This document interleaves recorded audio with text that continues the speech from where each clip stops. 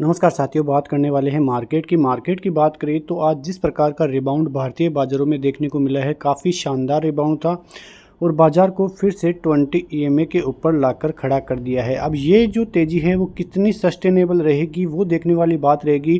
क्या कल gap up होगा या गैप डाउन होगा, सभी चीज़ें हम जानेंगे। क्या कुछ नीचे आती हुई दिखाई दे रही है आगे के लिए, लेकिन उससे पहले यदि आप चैनल में नए हो तो चैनल को सब्सक्राइब कर लीजिए। आज जैसे ही बाज़ार खुला, बाज़ार में फिर से पैनिक बनता हुआ दिखाई दिया, गैप डाउन हुआ। गैप डाउन के बाद जिस प्रकार की रिकवरी आज भारतीय बाज़ारों में देखने को मिली, काफ़ी अच्छी रिकवरी थी। जैसा कि भारतीय बाज़ारों की ग्रोथ स्टोरी थी, उसी प्रकार से आज भारतीय बाज़ारों ने रिएक्ट भी किया है। यहाँ पे आप देखें तो सेंसेक्स में करीब 376 पॉइंट तक की तेज़ी, निफ्टी भी 24,950 के पार पहुँचता हुआ नजर आया। एफएमसीजी, बैंक्स और ऑयल एंड गैस में ड्रैग देखने को मिला और बैंकिंग शेयरों में अच्छी खासी तेज़ी देखने को मिली। सबसे ज़्यादा जो सहारा लगा वो लगा बैंक निफ्टी की तरफ से, क्योंकि बैंक निफ्टी जिस प्रकार से 50 ईएमए से नीचे फिसलता हुआ दिखाई दिया था, फिर से 50 ईएमए को गेन जो है बैंक निफ्टी करता हुआ नजर आया है। तो काफ़ी अच्छी रिकवरी जो है भारतीय बाज़ारों की तरफ से देखने को मिल रही थी और वो रिकवरी जो आई है वो आई है एक बहुत ही बड़ी जो है न्यूज़ों की तरफ से। यहाँ पे देखें तो भारतीय बाज़ारों में अब जो है स्ट्रॉन्ग एफडीआई इनफ्लो आ सकता है, ऐसी एक्सपर्ट उम्मीद लगा रहे हैं। उसके अलावा जिस प्रकार की भारतीय इकोनॉमी अभी के लिए जिस प्रकार से ट्रेंड कर रही है, ट्रेंड करने का मतलब ये है कि जिस प्रकार से बैंक ऑफ अमेरिका जो है फिर जिस प्रकार की नीतियाँ अपना रहा है, उसके अलावा जो आईएमएफ है उसने भी भारतीय बाज़ारों की जो जीडीपी ग्रोथ है उसको बढ़ाया है। तो इस प्रकार की न्यूज़ें आना और जिस प्रकार की तेज़ी भारतीय जीडीपी में देखने को मिल रही है, इन्फ्लेशन डेटा बहुत अच्छा आ रहा है, जो भारतीय फिस्कल डिफिसिट है उसमें कमी देखने को मिल रही है। तो जो रेगुलेटरी न्यूज़ें आई थी जो है शुक्रवार के दिन, उसकी वजह से भारतीय बाज़ारों में जो गिरावट देखने को मिली, ज़्यादा गिरावट नहीं थी, लेकिन निवेशकों को ज़्यादा परेशान वहाँ पे होना पड़ा। उसका रीज़न था कि जो निवेशक थे वो मान रहे थे कि भारतीय बाज़ार जो है वो ओवरबॉट हो चुके हैं। और ऐसा ही हम पिछली बार भी कहते हुए नज़र आए थे कि जो 25,300 से 25,500 का जो लेवल था, वहाँ पे ख़रीदारी का वो लेवल ही नहीं था।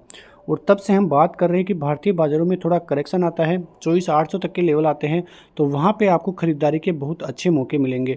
और अब फिर से चर्चाएं एक्सपर्ट की तरफ से यही होने लगी है। टेक्निकल व्यू भी भारतीय बाज़ारों का यही बता रहा है कि जो निफ्टी है उसमें वीकनेस आएगी और यहाँ पे बहुत बड़ी अपॉर्चुनिटीज़ निफ्टी यहाँ पे देकर जाएगा, क्योंकि जिस प्रकार के हालात भारतीय बाज़ारों में अभी है, कोई बड़ी गिरावट देखने को अभी नहीं मिल रही है, क्योंकि न्यूज़ें ऐसी नहीं हैं। जो ग्लोबली संकेत है वो बिगड़ते हुए दिखाई दे रहे हैं और उसी वजह से भारतीय बाज़ारों का हाल भी जो है नीचे की तरफ ही देखने को मिल रहा है। मूड माहौल जो है वो नेगेटिव होता हुआ, सेंटिमेंट नेगेटिव होते हुए दिखाई दिए हैं।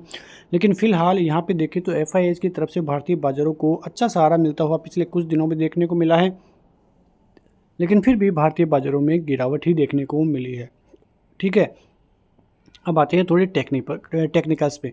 यहाँ पे निफ्टी के टेक्निकल्स को आप जानेंगे तो सबसे ज़्यादा जो इम्पोर्टेंट रहेगा वो रहेगा हमारे लिए जो ऑप्शन डेटा है वो। तो यहाँ पे आप देखोगे तो सबसे ज़्यादा जो इम्पोर्टेंट लेवल है रहेगा वो रहेगा 24,900 का लेवल कल के लिए। 24,900 का लेवल इसलिए इम्पोर्टेंट रहेगा क्योंकि यहाँ पे निफ्टी का 20 ईएमए है और 20 ईएमए में आपको पहले ही बता चुका हूँ कि जो 10 और 20 ईएमए है, बाज़ार उसके नीचे जाता है तो बाज़ार का ट्रेंड चेंज होने के टारगेट ज़्यादा दिखाई देते हैं। और यहाँ पे बाज़ार शुक्रवार को यही करता हुआ नज़र आया था, 20 ईएमए के नीचे क्लोजिंग देता हुआ नज़र आया और आज भी क्लोजिंग ओपनिंग जो है 20 ईएमए के नीचे थी, लेकिन जो रिवर्सल आया है वो भारतीय बाज़ारों को 20 ईएमए के ऊपर पहुंचा दिया है। यहाँ पे आप कॉल राइटिंग देखेंगे तो करीब 33 लाख की कॉल राइटिंग है, 2 लाख आज ऐड हुए हैं, लेकिन पुट राइटिंग में ज़बरदस्त ऐड आज यहाँ पे 24,900 के लेवलों पे होते हुए नज़र आए हैं और वो करीब 14 लाख एड ऑन होते हुए नज़र आए हैं।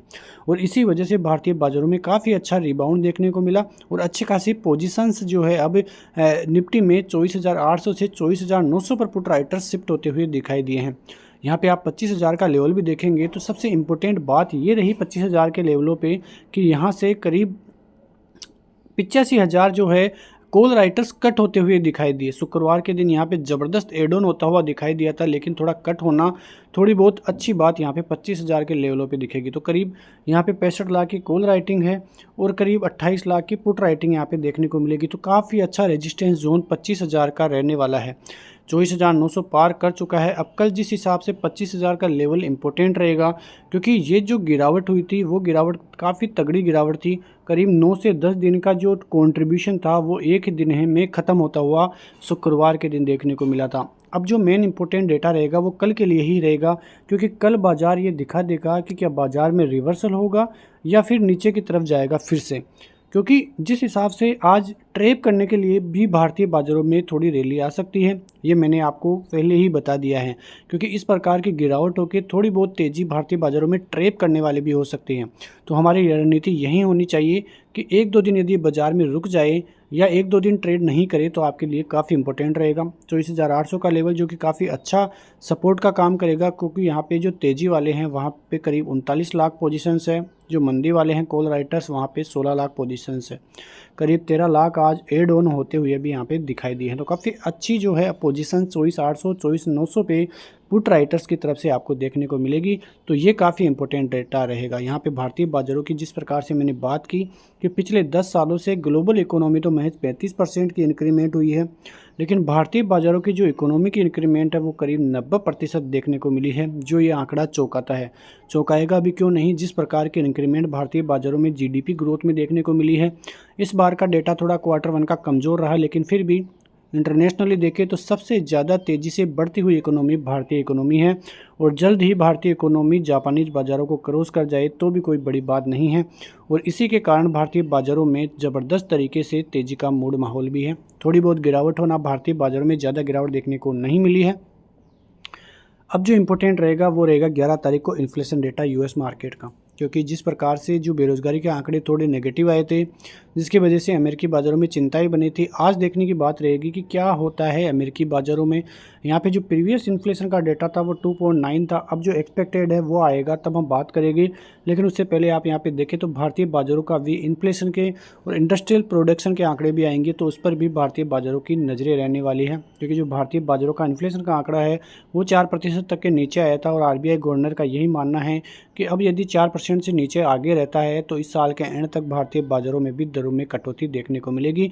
तो ये सभी आंकड़ों पर नज़र जो है जो फेड के गवर्नर है जेरोम पोवेल, उनकी तरफ से देखने को मिलेगी, क्योंकि उन्होंने साफ कह दिया है कि थोड़ी जोखिम जो है अमेरिकी बाज़ारों में अब बढ़ गई है। थोड़े सचेत रहने की ज़रूरत है कि किस प्रकार के आंकड़े आगे आते हुए दिखाई देंगे या किस प्रकार से अमेरिकी बाज़ारों की जो रणनीति है वो देखने को मिलेगी। लेकिन कई विशेषज्ञ यही भी बोल रहे हैं कि यदि ये रेट कट पहले हो जाती तो अमेरिकी बाज़ारों को ऐसी जो दुविधा है उसका सामना नहीं करना पड़ता।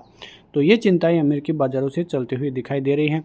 वहीं जो गवर्नर है शक्तिकांत दास जी, उनकी भी नज़रें जो है इन सभी डाटा पर है, क्योंकि आपको भी पता है कि जिस प्रकार से अवार्ड जो है बेस्ट गवर्नर का इनको मिलता हुआ नज़र आया था, काफ़ी अच्छा था, क्योंकि ये इकोनॉमी के लिए काफ़ी बेहतर करते हुए दिखाई दे रहे हैं। तो ये सभी चीज़ें भारतीय बाज़ारों के लिए आगे काम करते हुए नज़र आएगी।